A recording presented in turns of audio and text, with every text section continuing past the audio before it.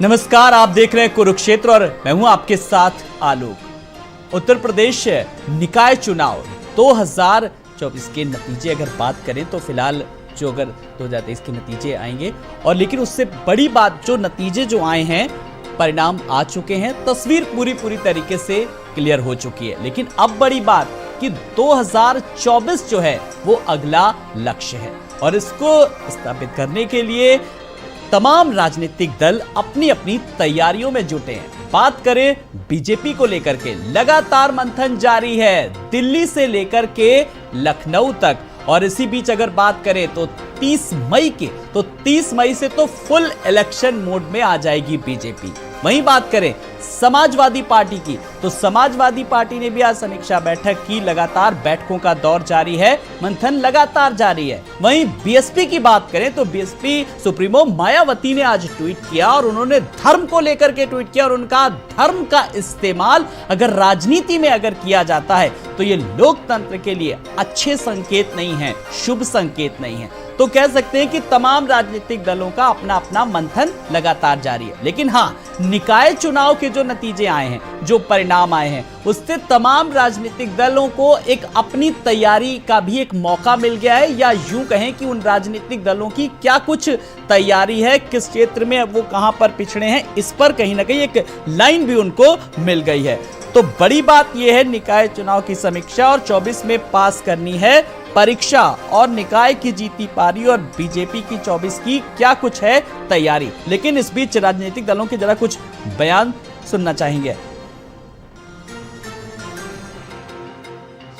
आज पश्चिम क्षेत्र की उसकी रूपरेखा बनाने के लिए बैठक हुई है और हम लोगों ने व्यापक रूपरेखा बनाकर सारे कार्यक्रमों के अभियानों के माध्यम से जनता के बीच में घर घर संपर्क करके अपना पूरा रिपोर्ट कार्ड के माध्यम से जनता के बीच में चुनाव आएगा तो निगेटिव प्रचार करें और चुनाव जीत जाएगा तो संवैधानिक संस्थाओं को पकड़े करेंगे, ईवीएम की कोशिश करेंगे, समीक्षा करेंगे। माहौल बड़ा अच्छा रहा। मैंने गोरखपुर में लड़ा, दमदारी से चुनाव लड़ा है। मेरी जनता ने बहुत सहयोग, आशीर्वाद, प्यार दिया। मेरे समाज ने मुझे सहयोग, आशीर्वाद, प्यार दिया है। लेकिन सरकार तो बेईमान है ना। 3-5 किया सरकार ने और सच में 3-5 ही किया।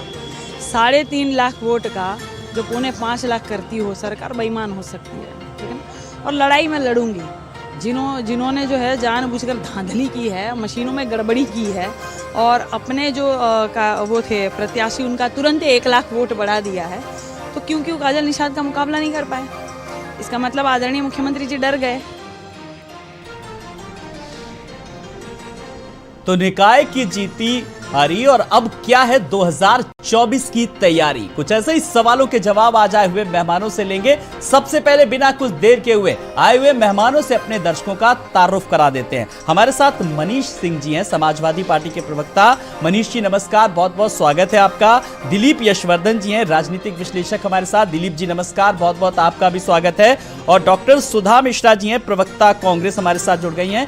डॉक्टर सुधा मिश्रा जी नमस्कार, बहुत बहुत स्वागत है। और साथ ही साथ आनंद दुबे जी हैं, बीजेपी के प्रवक्ता। आनंद जी नमस्कार, बहुत बहुत आपका स्वागत है। मैं सवालों और जवाबों के सिलसिले को आगे बढ़ाऊं, मैंने अपने दर्शकों को वो बयान भी सुनाया और राजनीतिक दलों को लेकर के क्या कुछ तैयारी है, क्योंकि निकाय चुनाव के जो परिणाम आ गए, नफा नुकसान क्या हुआ, लगातार हर राजनीतिक दल अपने अपने हिसाब से आकलन कर रहा है, अपने अपने हिसाब से एनालिसिस कर रहा है। लेकिन अब टारगेट सबका यही है 2024 और उत्तर प्रदेश की 80 सीटों को किस तरीके से फतेह किया जा सकता है। और यह बात इसलिए भी साफ तौर पर कही जा रही है पहले, क्योंकि निकाय चुनाव के नतीजे आने से पहले कहा जा रहा था कि जब नतीजे आएंगे ये उन राजनीतिक दलों को भी एक मौका मिल जाएगा समझने का कि उनकी क्या कुछ तैयारियां हैं। तो चलिए बिना कुछ देर के मैं सबसे पहले आनंद जी आपके पास आता हूं। लगातार मंथन जारी है किस तरीके से, अभी निकाय चुनाव के नतीजे आए, अभी तो थोड़ा सा जीत का जश्न मना लेते, थोड़ा, लेकिन उसके बाद तुरंत बैठकों का दौर शुरू कर दिया। आनंद जी ने देखिए, भारतीय जनता पार्टी का स्पष्ट रूप से मानना है कि संगठन गढ़े चलो, सुपंथ पर बढ़े चलो। लगातार संगठन के कार्यों को आगे बढ़ाते रहिए, लगातार संगठन की जो कार्यक्रम है उन पर चर्चा करते रहिए, कार्यकर्ताओं को नए लक्ष्य देते रहिए और कार्यकर्ताओं को जनता की सेवा के लिए अग्रसारित करते रहिए, उनके अंदर उत्साह बनते रहिए। और चिंतन, मनन, बैठक, समन्वय, ये कार्य भारतीय जनता पार्टी में साल के 365 दिन चलते रहते हैं, अलग अलग तरह से, कभी जिलों पर, कभी प्रदेश स्तर पे, कभी राष्ट्रीय स्तर पे। इस समय निकाय चुनाव के बाद हमारे जो सभी 6 क्षेत्र हैं उनकी बैठक अलग अलग दिनों में बुलाई गई। इनमें पार्टी ने पिछले दिनों जो अभियान चलाए, जो कार्यक्रम चलाए, एवं निकाय चुनाव में जो हमें सफलता मिली है जी, या जहां कहीं हम चूक गए हैं, इन सभी चीजों की एक समीक्षा होगी, उस पर मंथन होगा जी, और बेहतर कैसे किया जाए, आगे के कार्यक्रम क्या होंगे जी। जाहिर सी बात है 2024 का चुनाव आ रहा है, ऐसे में पार्टी के कार्यक्रम आगे क्या रहेंगे, कार्यकर्ताओं को क्या दायित्व दिया जाएगा, किस तरह से संगठन जो है वो सरकार की जो योजनाएं हैं जी, जो उत्तर प्रदेश में पिछले 6 साल में हमने चलाई हैं और केंद्र की जो 9 साल में, इन सभी योजनाओं को कैसे धरातल पर जो पहुंची है उनको जनता तक पहुंचाना, कैसे तमाम चीजों को लेकर संगठन के रूप में आगे बढ़ना, इन सारी चीजों की चर्चा, परिचर्चा और आगे का लक्ष्य तय करने का कार्य इस तरह की बैठकों में होता है जी। चलिए, आगे का लक्ष्य किस तरीके से और बूस्टअप करने के लिए कहीं ना कहीं कार्यकर्ताओं को ये मंथन लगातार जारी है। मैं समाजवादी पार्टी के प्रवक्ता मनीष जी आपके पास आ रहा हूं। मनीष जी, देखिए लगातार मंथन चल रहा है और उन्होंने भी कार्यकर्ताओं को बूस्टअप करने के लिए लगातार टिप्स देना अभी से शुरू कर दिया और बीजेपी लगातार कहती है वो 24/7 चुनावी मोड में रहती है। आपके वहां फिलहाल किस तरीके का मंथन चल रहा है, जो नतीजे आए हैं? आलोक जी, हाँ, समाजवादी पार्टी हमेशा से संघर्षों की प्रतीक मानी जाती है। राजनीतिक रूप से समाजवादी पार्टी विचारधारा पर आधारित राजनीति को जमीनी स्तर तक पहुंचा करके लोगों को जागरूक करती है और लोगों को ये बीच में संदेश देती है कि सरकार में हम रहने के बाद जो जनहित के कार्य हो सकते हैं उनको हम करते हैं, और विपक्ष में रहने के बाद से हम सरकार को धरना प्रदर्शन के माध्यम से, आंदोलन के माध्यम से, विचारों के माध्यम से, गोष्ठियों के माध्यम से, पत्रक के माध्यम से, जहां पर भी आवश्यकता लगती है समाजवादी पार्टी की, वहां पर श्री अखिलेश यादव जी की नीतियों विचारों को लेकर के हम लोग सरकार को आगाह करते रहते हैं। लेकिन अभी आनंद दुबे जी मेरे बड़े भाई हैं, भारतीय जनता पार्टी के प्रवक्ता हैं और बहुत ही वरिष्ठ पत्रकार रहे हैं। इन्होंने कहा कि भारतीय जनता पार्टी 24/7 राजनीति करती है। आनंद दुबे जी चूंकि मऊ के रहने वाले हैं, उन्हीं के जनपद के ए.के. शर्मा जी हैं, बहुत ही इस सरकार के इंपॉर्टेंट मिनिस्टर हैं, जिनको इंपोर्ट करके गुजरात से पहले दिल्ली लाया गया और दिल्ली से उत्तर प्रदेश लाया गया और उनको इंपोर्टेड लीडर के रूप में उत्तर प्रदेश में नरेंद्र मोदी की सरकार ने प्रतिष्ठित किया। लेकिन समझने की बात हमको और आपको और सभी लोगों को है कि अगर इतने बेहतरीन नेता अगर लाए गए हैं उत्तर प्रदेश में काम करने के लिए, जो लोग 24 घंटा राजनीति करते हैं, 24 घंटा जनता के बीच में काम करते हैं, तो उनसे लोगों को पूछना चाहिए था। सरकार में जो बैठे हुए लोग हैं उनको भी ये बात जानना चाहिए था कि उनके डिपार्टमेंट को 2022 से लेकर के 23 तक उनको 16,871 करोड़ रुपए मिले बजट के, जो नगर विकास के बेहतर करने के लिए, नगर विकास से जो संबंधित क्षेत्र हैं उनको बेहतर करने के लिए उनको इतने पैसे मिले। लेकिन इस सरकार ने कितना पैसा खर्च किया? मात्र इन्होंने 6,731 करोड़ रुपया खर्च किया। तो आलोक जी, इन सरकार के महकमे में बैठे हुए जो मंत्री हैं उनसे आप पूछिएगा कि अगर आप 24 घंटा काम करते हैं और उसमें भी आप नेता है नहीं, आप ब्यूरोक्रेट्स रहे हैं, ब्यूरोक्रेट्स को अगर जिम्मेदारी दी गई है, जिसको ये आदत है 24 घंटा काम करने की, तो 16,871 करोड़ रुपए मिलते हैं और मात्र 6,700 करोड़ रुपए खर्च कर पाते हैं। तो अगर हम नगरों के विकास के लिए, जो शहरी और कस्बाई जो हमारा इलाका है, 544 हमारी नगर पंचायतें हैं, 17 नगर निगम है, 199 नगर पालिकाएं हैं और तकरीबन 30,000 के तक लगभग वार्ड हैं, अगर इतने में आप पैसा अपना बजट का नहीं खर्च कर पाते हैं, जो 1 साल के बजट का पैसा है, तो आप इस सरकार को बेहतर तरीके से कैसे चला पाएंगे? और सबसे बड़ी बात आलोक, 30 सेकंड में लूंगा आपसे, सबसे बड़ी बात, इस महकमे में बैठे हुए लोग और इस सरकार में बैठे हुए लोग, ये बात सही है कि प्रचार ही लोग दिन रात करते हैं, लेकिन सरकार में रहने के बाद से सरकार के ऊपर जो जिम्मेदारी होती है जनता को बेहतर से बेहतर परिणाम देने का, यह सरकार पूरी तरह से विफल है। अगर यह सरकार विफल नहीं होती तो आज जो परिस्थिति आप देखिए ना, समाजवादी पार्टी ने 17 के मुकाबले 23 में जो नगर पालिका और नगर पंचायत नगरीय चुनाव हुआ है उसमें कितना बेहतरीन परिणाम दिया है। और आने वाला जो लोकसभा का चुनाव आया लोग जी, आप देखिएगा 80 जो लोकसभा क्षेत्र है, हमारे पास 58,184 ग्राम सभाएं हैं।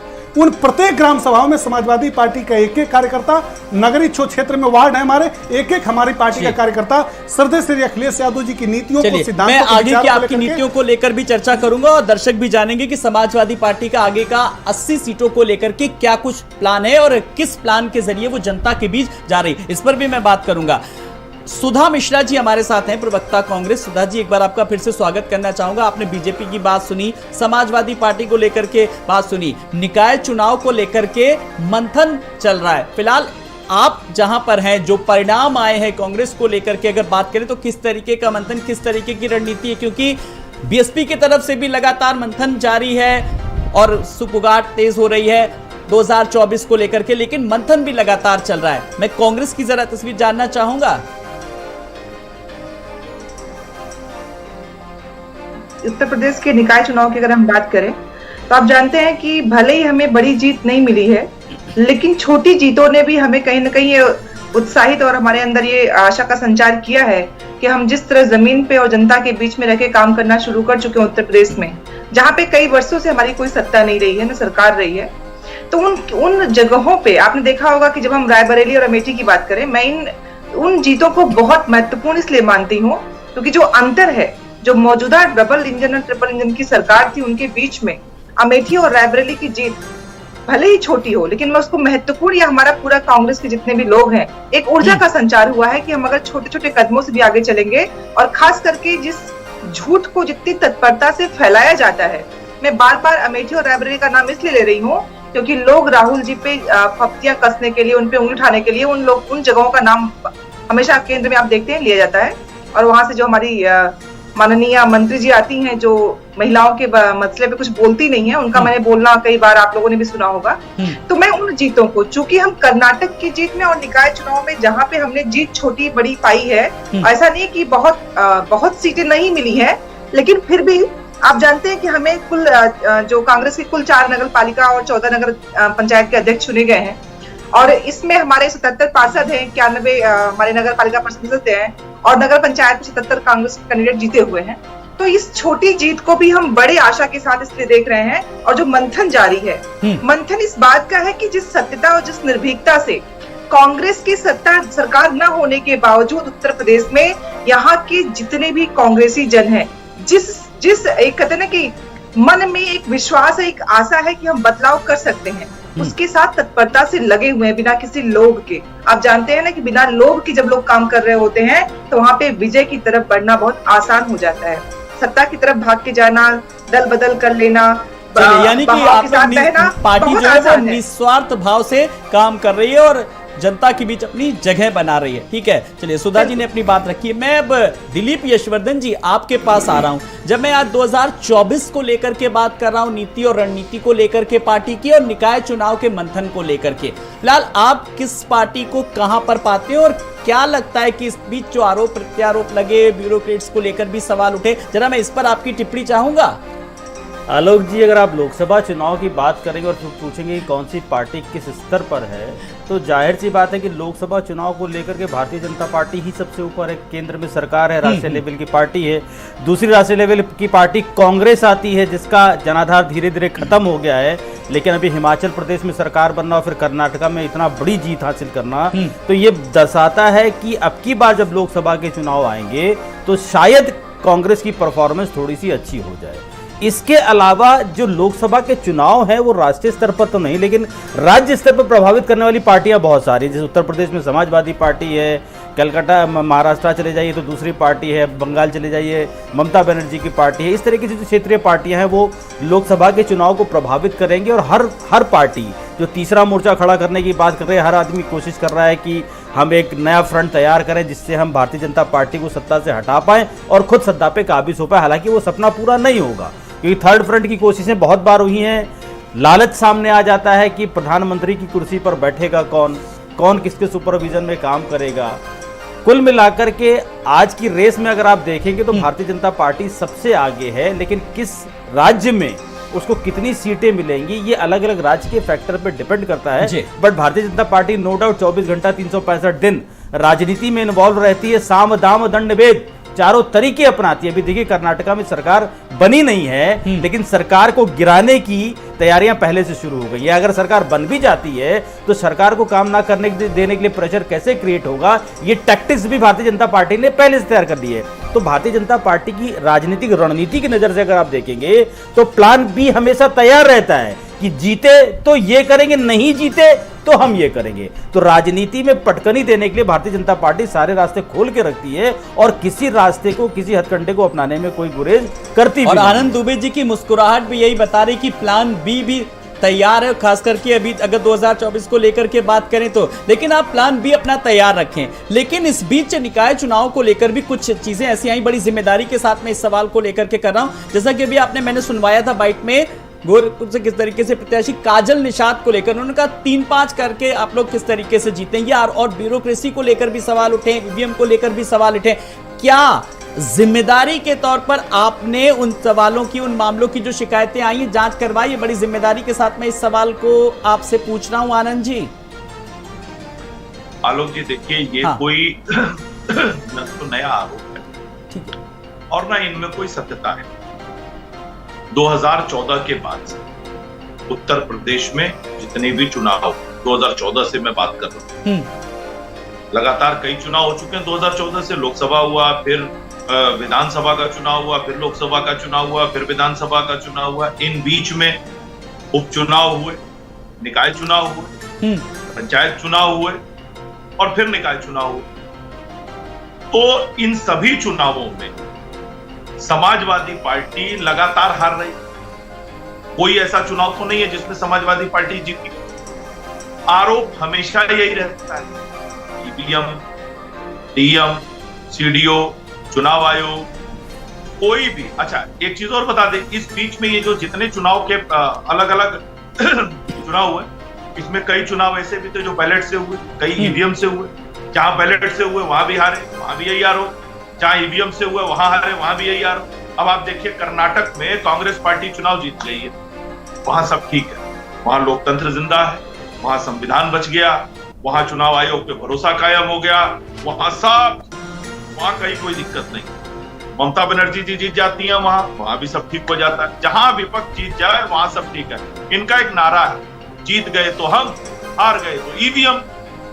तो मतलब अगर जीत जाए तो फिर ये हम है, और जैसे हारेंगे ईवीएम पे ठीकरा फोड़ देंगे या किसी न किसी चीज का बहाना। मैं आपको एक छोटा सा उदाहरण बता दूं।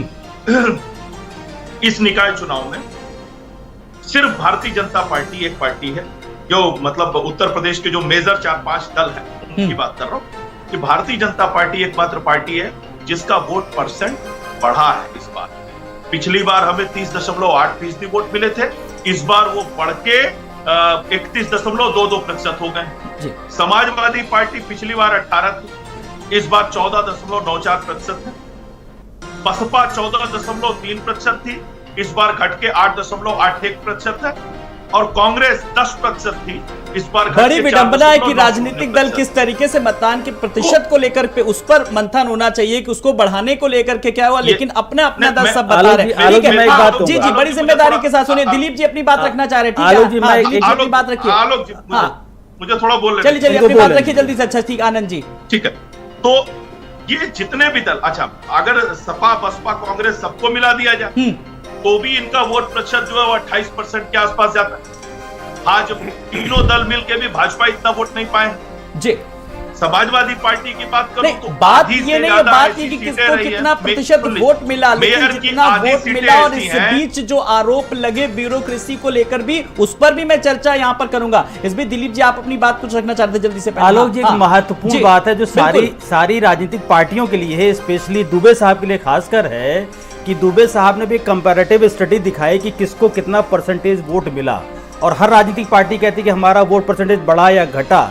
लेकिन कोई भी राजनीतिक पार्टी, स्पेशली सत्ता की पार्टी, ये नहीं कहती है कि जनतंत्र का वोट कितने परसेंट पड़ा। वोट पड़ने की स्थिति नहीं बन रही है दुबे साहब। वोटर घर से निकल के वोट डालने नहीं आ रहा है, वो रेशियो वही का वही है और उसको बढ़ाने की जिम्मेदारी सबसे पहले आपके ऊपर है, उसके बाद बाकी राजनीतिक पार्टी पर है, पर उस पर आपका ध्यान नहीं जाता। और बिल्कुल एक बीच बीच में बात भी उठती रही है एक देश एक चुनाव को लेकर के, लेकिन उस पर फिलहाल कोई ज्यादा मात्रा नहीं दे रहा कोई भी राजनीतिक दल इसमें। मैं सबकी जिम्मेदारी मानता हूं। मनीष जी, कुल मिलाकर के जो ईवीएम की बात की है कि ईवीएम का रोना, लेकिन बड़ी बात यह है कि आपके वहां जो हार हुई है इससे पहले भी जिम्मेदारी किसने ली है, या जीत को लेकर के अगर बात करें तो श्रेय किसका?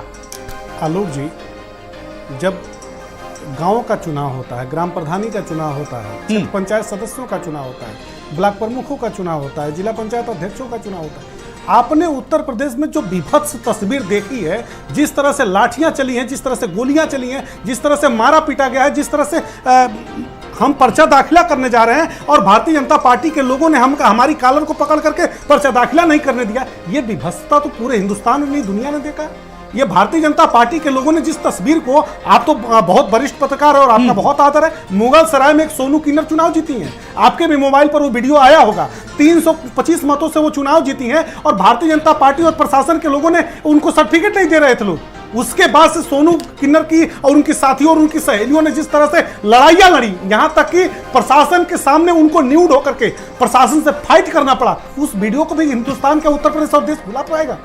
एक किन्नर समुदाय का व्यक्ति अगर चुनाव जीतता है तो भारतीय जनता पार्टी के लोग उसको भी नहीं ये महत्व देंगे कि वो चुनाव जीत गया, चलो उसको सर्टिफिकेट दे दें? क्यों प्रशासन इस तरह का काम करता है? किस आखिर चुनाव आयोग क्यों आंखों पे पट्टी बांध दिया है? क्या हिंदुस्तान में चुनाव आयोग है कि नहीं है? आखिर चुनाव आयोग की जिम्मेदारी ये बनती है कि नहीं बनती है कि जो भी मत पाया है उसको अगर जीत मिली है तो उसको बेवर में मैनपुरी में आप देखिए ना, मैनपुरी में हमारी पार्टी की प्रत्याशी जीती थी, हमारे राष्ट्रीय अध्यक्ष ने बार बार कहा, लेकिन जिता किसको दिया गया? भारतीय जनता पार्टी के उम्मीदवार को जिताया दिया गया। तो इस तरह की नग्नता अगर राजनीति में भारतीय जनता पार्टी करेगी तो आने वाला समय जिस दिन भी परिवर्तित होगा, भारतीय जनता पार्टी का कोई भी व्यक्ति उत्तर प्रदेश और देश की राजनीति में दिखाई नहीं देगा। मैं ये बात इसलिए कह रहा हूं कि लोकतंत्र को डुबाने वाले लोग लोकतंत्र की बचाने की जिस दिन बात करेंगे ना, तो यही राजनीतिक दल सवाल पूछेंगे कि जिस समय लोकतंत्र को नंगा किया जा रहा था, जिस समय भारतीय संविधान को लूटा जा रहा था, उस दिन तुम लोग सत्ता में बैठे थे, तुमने क्यों नहीं रखवाली इसकी किया? और यशवर्धन जी ने तो बहुत अच्छा सवाल पूछा। मत प्रतिशत बढ़ नहीं रहा है, हमको कह रहे हैं कि समाजवादी पार्टी के मत प्रतिशत में वृद्धि नहीं हो रही है। अरे दुबे जी, हमने नगर पंचायत 2017 में हमारे पास 19% हमको मत मिले थे आलोक जी, लेकिन 2023 में हमको 34% मत मिले हैं, दोगुने का हमको वोट मिला है। और ये बात कर रहे हैं दुबे जी भारतीय जनता, अरे भारतीय जनता पार्टी जिस स्थिति में है उस स्थिति में देश का कल्याण नहीं हो पाएगा। अगर उस स्थिति में देश का कल्याण होना होता तो 400 रुपए 14 में जो गैस सिलेंडर मिलता था, आज के समय में वो 1400 रुपए मिल रहा है। और नगरीय निकाय का चुनाव आप मुद्दों पर लड़ेंगे। हमने तो कहा, आपसे चैलेंज किया कि आप सुलभ शौचालय पर बात कर लीजिए, सीवर पर बात कर लीजिए, तो आप तमंचे की बात कर रहे थे। आप कह रहे थे कि गोलियों से उत्तर प्रदेश को तमंचे चलाए जा रहे हैं, गोलियां चलाई जा रही हैं। अरे दुबे जी, भारतीय जनता पार्टी और योगी आदित्यनाथ जी को, आलोक जी 30 सेकंड मात्र दीजिएगा, योगी आदित्यनाथ जी पूछिएगा, चुनावी हलफनामा उनका देख लीजिए। योगी आदित्यनाथ जी के पास खुद लाइसेंसी रिवॉल्वर है। जो नेता खुद लाइसेंसी रिवॉल्वर अपने साथ लेकर चलता हो, जो नेता खुद तमंचा लेकर के चलता हो, तो दूसरे राजनीतिक दलों को तमंचावादी नहीं कह सकता। डॉक्टर सुधा मिश्रा जी, आपको इस चुनाव को लेकर के क्या कुछ कहना चाहेंगी? जरा फिर मैं दिलीप यशवर्धन जी के पास आऊंगा, थोड़ी नैतिकता की बात भी करूंगा, लेकिन उससे पहले मैं आपकी टिप्पणी, आपकी शिकायत जरा जो हो फोरम पे आप रख सकती हैं यहाँ पर। थैंक यू आलोक जी, आपने नैतिकता शब्द का प्रयोग किया है। काश की नैतिकता, राजनीतिक शुचिता और सदाचार बचा होता और उसकी हम बात कर पाते। अभी हमारे जो वरिष्ठ राजनीतिक विश्लेषक जी हैं, उन्होंने कुछ बातों को कहा कि भाजपा 24/7 चुनाव में होती है और एन केन प्रकार चुनाव को जीतने और उसको साम दाम दंड भेद सबसे करती है। क्या राजनीतिक रूप से लोकतंत्र की रक्षा इससे हो रही है? क्या ये प्रश्न आपको नहीं उठाना चाहिए? आपका सारा प्रश्न होता है, अभी आपने कहा कि भाजपा 24 में कैसे क्या करेगी, पूर्ण बहुमत की सरकार उनके पास भी 4 है, हमारे पास भी 4 है, लेकिन आप पैरेलल नहीं रख पाएंगे, बराबरी नहीं दे पाएंगे। बराबरी देंगे भी कैसे? क्योंकि जिस आलोक जी ने जिस शब्द का प्रयोग किया नैतिकता, वो नैतिकता तो अब राजनीति में बची कहाँ है? अभिव्यक्ति की आजादी में 2 शब्दों का प्रयोग बहुत सम्मान के साथ किया गया था संविधान में, सदाचार और शुचिता। हमने इन दोनों शब्दों को कहाँ रख दिया और रख के भूल गए, शायद हमें याद नहीं है। दुबे भाई बहुत बड़ी बड़ी बातें कर रहे हैं, जाहिर सी बात है। अभी आपने किन्नर की तो बात छोड़ दीजिए, अभी एक वार्ड में मालवीय नगर वार्ड, अगर लखनऊ की बात करूँ आलोक जी, आप लखनऊ में रहते हैं, आप जानते होंगे कि पार्षद हमारी जीती हुई थी ममता चौधरी जी, उसके बाद उनका कागज देने के लिए उनको 2 घंटे मशक्कत करनी पड़ी, तब उनको कागज सौंपा गया। तो ये चीजें कैसी, कहाँ, क्यों, कैसे हो रही हैं, इन पे जवाब मांगने पे ये कहते हैं कि ईवीएम का रोना रोते हैं। अरे भाई, अगर ईवीएम में कोई दिक्कत है, कोई शिकायत कर भी रहा है, तो सबका फर्ज क्या बनता है कि एक मत होके उस शिकायत को दूर किया जाए। हम जीत जाए तो आपका प्रश्न अलग होता है और न जीते तो प्रश्न अलग होता है। ये कौन सी दोहरी मानसिकता के प्रश्न होते हैं? चुनाव में हार और जीत के अलावा कुछ नहीं होता है। परसेंटाइल चुनाव में गिरा है। लखनऊ की मैं बात करूंगी, संदीप भाई बहुत बड़ी बातें कर रहे थे कि हमारा परसेंटेज बढ़ा है, आपका परसेंटेज बढ़ा है, लेकिन निकाय चुनाव में अगर लखनऊ की मैं बात करूं, सिर्फ 34% लोगों ने वोट डाला है। ये कहाँ की लोकतंत्र की रक्षा है? उसके बावजूद आलोक जी, यहाँ से बूथों पे से लोग मतदान डाल नहीं पाए हैं, वापस घर जाना पड़ा उनको। कौन से लोकतंत्र की रक्षा हो रही है? आप किस लोकतंत्र की बात कर रहे हैं? सिर्फ दिखा के चलिए, जनता को ऐसी अनियमितताएं तमाम सारी आई, लेकिन इस बीच आपने नैतिकता को लेकर के बात की और आज आप सुधा जी मेरे साथ शायद पहली बार डिबेट कर रही हैं। मैं अपने बारे में बता देता हूं, मैं औरों से किसी की तुलना नहीं कर रहा हूं।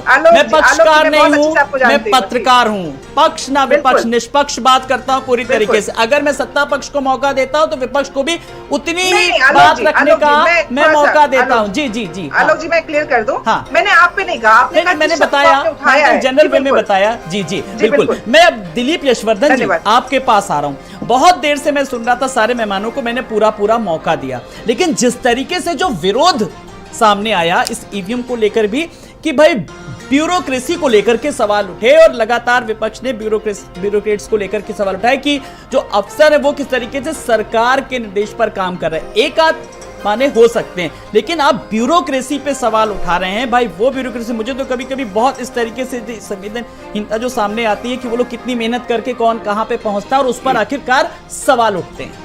नहीं, ये आपकी बातों में को मैं 2 तरीके से जवाब दूंगा। इसमें कोई दो राय नहीं है कि वो मेहनत करके वहां तक पहुंचते हैं जी, बट अल्टीमेटली जो मैनेजरियल हायरार्की है, उस हायरार्की में वो सत्ता के नीचे आते हैं, और वो चाहे जिस पद पे बैठे हो, चाहे वो किसी भी सेक्रेटरी पद पे बैठे हो, लेकिन वो वहाँ मंत्रालय के नीचे ही आएंगे और अल्टीमेटली सरकार की बात उनको माननी पड़ेगी। वहाँ पर उनका अपना डिस्क्रिप्शन बहुत रेयर केस में चलता है। अगर सरकार की तरफ से कोई विप जारी हो गई तो वो विप उनको माननी पड़ती है और उस पर काम करना। वो सही है गलत है, मैं विपक्ष की इल्जाम पर नहीं जा रहा हूं कि प्रशासन ने गलत किया या सही किया, लेकिन मैं इस बात को मानता हूं कि जो प्रशासन है वो शासन के अंडर में आता है और अपनी जो पावर्स हैं, जो कॉन्स्टिट्यूशनल पावर एक आईएएस अथॉरिटी को मिली होती है, उस कॉन्स्टिट्यूशनल पावर का इस्तेमाल कोई अथॉरिटी करती नहीं है। वो सरकार की चाटुकारिता में, सरकार के फेवर में काम करना ज्यादा पसंद करती है, क्योंकि उसको अपनी कुर्सी बचानी होती है। डीएम बहुत बड़ी पोस्ट होती है, लेकिन डीएम बनाएगा कौन? सरकार बनाएगी। आज आप सरकार की बात नहीं मानेंगे तो आप पब्लिक के लिए डीएम है ना, सरकार के लिए डीएम नहीं है। सरकार के लिए आप एक मुलाजिम है, जैसे एक छोटा मुलाजिम है वैसे आप बड़े मुलाजिम है। आपको ट्रांसफर नहीं कर सकती है, आपको सस्पेंड नहीं कर सकती, आपको हटा नहीं सकती, लेकिन आपको ट्रांसफर तो कर सकती है ना, डीएम के पद से तो हटा सकती है ना, किसी सुनी जगह पे जाके बैठा सकती है ना। ये पावर तो हमेशा सरकार के पास होती है। तो ये एडमिनिस्ट्रेटिव अथॉरिटीज की मजबूरी कह लीजिए। और बहुत सारे ऐसे लोग हैं ईमानदार, आईएएस ऐसे ईमानदार हैं जिन्होंने सरकार की नहीं सुनी, जिन्होंने कानून की सुनी, जिन्होंने वही किया जो कानूनी गाइडलाइंस कहते थे, लेकिन उनका हश्र ये होता है कि वो कभी 4 महीना, कभी 6 महीना, उसके बाद वो किस कोने में जाकर के किस पोस्ट पर बैठ जाते हैं और जिंदगी कट जाती है, कोई नहीं जानता है। आप देखिए ब्यूरोक्रेसी में 2-4-10 नाम ऐसे होंगे जिनको बच्चा जानता होगा। तो क्या आईएएस अधिकारी इतने ही है क्या? एन नंबर ऑफ आईएएस अधिकारी हैं, लेकिन सबको कोई नहीं जानता है, क्योंकि वही लोग जो चर्चा में रहते हैं, जो सरकार के साथ ज्यादा अच्छा संबंध रखते हैं, उनकी चर्चा हर जगह होती है। यानी कि अगर एक लाइन में कहें तो सबकी अपनी अपनी महत्वाकांक्षाएं होती हैं। ऑब्वियसली महत्वाकांक्षाएं ही तो आदमी से गलत काम कराती हैं जी। अगर मुझे सिर्फ आईएएस अधिकारी कहलाना है तो मुझे कोई अपने काम से डुला नहीं सकता। लेकिन जब हम सिस्टम की बात करते हैं, जब हम सरकारी तंत्र की बात करते हैं, आनंद दुबे जी जो आरोप लगे लगातार अफसरों की कार्यप्रणाली पर, उसको लेकर के आप लोग कितनी संजीदगी से ले रहे हैं? ताकि ये मैं इसलिए भी पूछ रहा हूं ताकि निकाय चुनाव में जो गड़बड़ियां रही वो ताकि 2024 में इन सवालों से आप लोग बच सके। नहीं, देखिए मैं आपको बता तो ये सवाल जो है ना, जो भी सवाल विपक्ष द्वारा उठाए जाते हैं, ये सिर्फ अपनी नाकामयाबी को छिपाने के लिए। ये ठीक उसी तरह है जैसे कोई छात्र जो है वो अपने न पढ़ने की वजह से फेल होगी। अब वो कहे कि क्वेश्चन आउट ऑफ सिलेबस था, एग्जामिनर ने बहुत ज्यादा सख्ती कर दी थी, हम नकल नहीं कर पाए इसलिए फेल हो गए। या हमारी पेन चली नहीं रही, वो पेन हमारी रुक गई थी इसलिए हम लिख नहीं पाए। तो ये तो एक अलग चीज है कि जब आप नाकामयाब हो जाए तो अलग अलग तरह के बहाने ढूंढ लीजिए। 2014 से लगातार यही बहाने सुनने को मिल रहे हैं और लगातार इसी तरह के आरोप है। मैं तो एक चीज कहूंगा कि अब तो ये मान लीजिए चेहरे पे धूल है, इल्जाम आईनों पे लगाना फिजूल है। इन्होंने कहा कि प्रशासन मिला हुआ है, ये है वो है। मैं छोटा सा आंकड़ा आपके सामने रख देता हूँ। 2016 में समाजवादी पार्टी की सरकार थी और पंचायत के चुनाव 60 जिलों में जिला पंचायत अध्यक्ष समाजवादी पार्टी के चुने गए थे और उसमें से 33 अध्यक्ष ऐसे थे जिला पंचायत के जो निर्विरोध हुए थे। और 17 में जब विधानसभा का चुनाव हुआ तो समाजवादी पार्टी 47 सीट पर पहुंची। जी, यानी एक साल पहले जिनके 60 जिला पंचायत अध्यक्ष जीते उनके केवल 47 विधायक चुन के आए। जी, तो चलिए आप इसी बताइए सवाल को मैं पूछना चाहूंगा। ठीक है, जल्दी पूरी बात जी, जल्दी से 30 सेकंड में, फिर मुझे मनीष जी की प्रतिक्रिया लेनी है। हाँ, और जो इन्होंने कहा कि तस्वीर सबने देखी, भाई पूरे प्रदेश ने देखा कि समाजवादी पार्टी का जो है एक विधायक ऐसे थाने में भारतीय जनता पार्टी के उम्मीदवार के पति को पीट रहा है और कैसे गुंडई कर रहा है। इस गुंडई को भी की तस्वीर को भी चलिए ठीक है, अभी हम गुंडई की बात नहीं करेंगे, फिर तमाम सारे उदाहरण अभी फिर सामने आ जाएंगे। मैं तो फोकस कर रहा हूं चुनाव को लेकर के और चुनावी रणनीति को लेकर के। मनीष जी देखिए, जब 2012 से 2017 को लेकर के बताएं, जब आपके पार्षद किस तरीके से अधिक संख्या में थे, तो सरकार जिसकी और उस वक्त उसका जी बिल्कुल, मैं अब जो आंकड़ों की जो बाजीगरी सामने आई है इस पर तो यही सीधा सीधा संकेत जा रहा है, जैसा कि आनंद जी ने कहा। जी ठीक है मनीष जी, अब इस पर जरा आप अपनी टिप्पणी दीजिए। जिनको बनाने में जमाने लगे हैं आज वही हमको सिखाने लगे हैं। आलोक जी, लोकतंत्र को जिन्होंने खत्म किया, लोकतंत्र को जिन्होंने समाप्त किया, जिन्होंने संविधान को माना नहीं, जिन्होंने राष्ट्रवाद की बहुत बड़ी बड़ी व्याख्याएं करते हैं, लेकिन जिन्होंने आरएसएस के मुख्यालय पर भारत का तिरंगा लंबे समय तक न लगाया हो, वो अब हमें लोकतंत्र की बात सिखा रहे हैं। हमें कह रहे हैं अरे 60 जिला पंचायत अध्यक्ष तो छोड़ दीजिए, वक्त आने दीजिए, कोई ऐसा जिला नहीं बचेगा जहां समाजवादी पार्टी का झंडा फहरता हुआ दिखाई नहीं देगा। इसलिए कि जनता आज के समय में समाजवादी विचारधारा को मानने लगी है, समता मूलक समाज की स्थापना करना चाहती है, गैर बराबरी, छुआछूत, भेदभाव को मिटाना चाहती है। अगड़े पिछड़े की लड़ाई आपने बढ़ा दिया, दलित मुसलमान की लड़ाई बढ़ा दिया आपने हिंदू और मुसलमान करते करते, भारत पाकिस्तान करते करते आपने समाज को इतनी विभत्सता पर ला दिया कि फिल्मों का सहारा आपको लेना पड़ा। आलोक जी, यह देश बहुत ही कुर्बानियों के बाद हमने हासिल किया है। इस देश को हमने, हमारे महापुरुषों ने अपनी बलिदानी देकर के त्याग किया है। जो महफिलों में रंगीन रातें बिताते हो, वो अगर हमें सिखाएंगे कि लोकतंत्र और संविधान भारतीय समाजवादी पार्टी की सरकार में लूटी गई हैं, तो ये ठीक बात नहीं है। समाजवादी पार्टी और श्रद्धेय श्री अखिलेश यादव जी ने हमेशा से समता मूलक समाज की स्थापना के लिए उन्होंने दिन रात एक करके प्रयास किया और सरकार में रहते हुए जिन गांवों के लड़के ठीक से विद्यालय में, गांव में टेलीविजन देखने के लिए दूसरे के घरों में जाते थे, उन बच्चों को श्री अखिलेश यादव जी ने 18 लाख बच्चों को लैपटॉप दिया। उन्होंने वो आधुनिक इंस्ट्रूमेंट दिया पढ़ने के लिए, जो किसी बड़े बड़े देशों में, जो बहुत ही आधुनिक देश हैं, उनके छात्रों के पास नहीं हुआ करते थे, वो श्री अखिलेश यादव ने उत्तर प्रदेश के बच्चों को दिया। और आलोक जी, बहुत बड़ी बड़ी बातें आनंद दुबे जी करेंगे, भारतीय जनता पार्टी के नेता करेंगे। मैं बार बार आपको उसी तरफ विकास के रास्ते पे उत्तर प्रदेश लेके, आपने विकास की हमेशा बात किया और विकास पर केशव प्रसाद मौर्य जी 2022 और 23 का जो बजट था 28,146 करोड़ रुपया मिला था उनके डिपार्टमेंट को और मात्र 14,000 करोड़ रुपया खर्च कर पाए। ये ब्रजेश पाठक जी, अभी कोई बात हो जाएगी, कोई घटना होगी, तुरंत माइक लगा लेंगे और बयान देना शुरू कर देंगे। 24 घंटा काम करते हैं, अस्पतालों पे छापा मारते हैं। मात्र 44,387 करोड़ में मात्र 21,676 को खर्च पाते। आनंद जी, ठीक है, जो मेरे कहने का मतलब यह है कि जो सालाना बजट है 125 लाख करोड़ रुपए उत्तर प्रदेश को मिले इन 6 वर्षों में।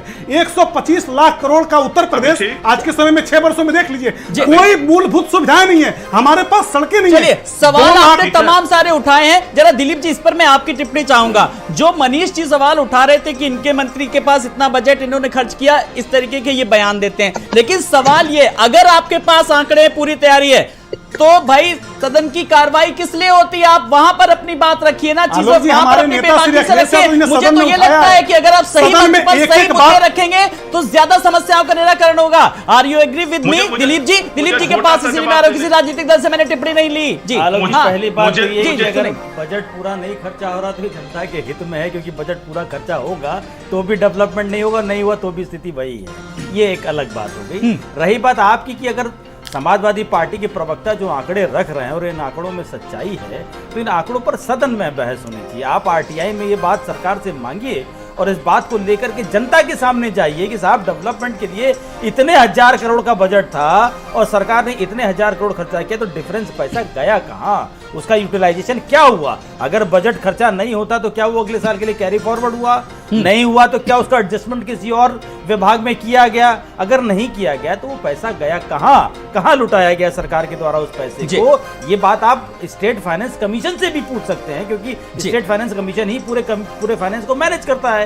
आप सरकार के वित्त विभाग से पूछिए, वित्त मंत्रालय से पूछिए कि आप जो पैसा एलोकेट करते हैं डिफरेंट बजट्स को, अगर वो खर्चा नहीं हो रहा है तो वो एलोकेशन का यूटिलाइजेशन कहां हो रहा है? बिल्कुल, इसीलिए मैंने सवाल उठाया कि आप सही मंच पर सही सवाल उठाएंगे तो आपको जवाब भी मिलेगा और आप एक जनप्रतिनिधि के तौर पर आप अच्छे से जनता के सेवक भी बन पाएंगे। मैं सवालों जवाबों के सिलसिले को आगे बढ़ाऊं। आनंद जी, मैं आपके पास आ रहा हूं, लेकिन मैं देख रहा हूं डॉक्टर सुधा मिश्रा जी, कांग्रेस की प्रवक्ता, बहुत देर से मंथन कर रही हैं।